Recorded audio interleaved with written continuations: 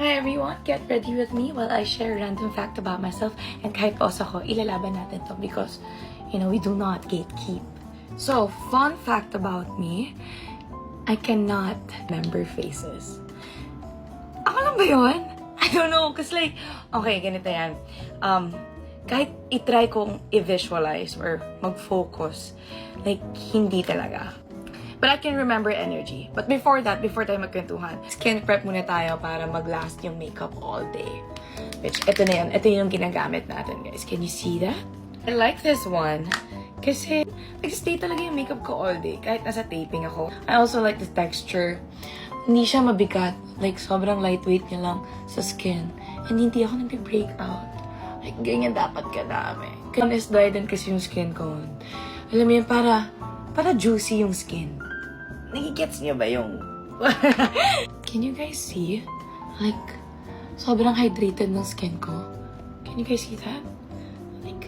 Damihan pa natin. And of course, hindi dapat kinakalimutan ng neck. Hindi dapat naiiwan din ng ears.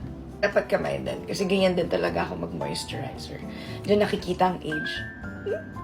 Remember guys, this is the G2G Brightening Moisturizer. It's only 199 pesos.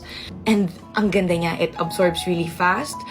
Ang glowing niya, hindi siya nakakapag-breakout. Na tayo sa mura, pero worth it. Ganon. Okay, wait. So nagawa ko na po yung base ko. And now, magkikwento na tayo kung bakit hindi ko maalala. So I did some research and bakit hindi ko maalala? Pero mas naaalala ko yung memories eh. Kung anong ginawa namin. It's just, ang blurry lang. They said na it's normal naman. So, okay. Yeah, that's it. And this is my final look for tonight's video. Wow! So, nakikita niyo ba how my makeup is just so, it perfectly blends with my skin.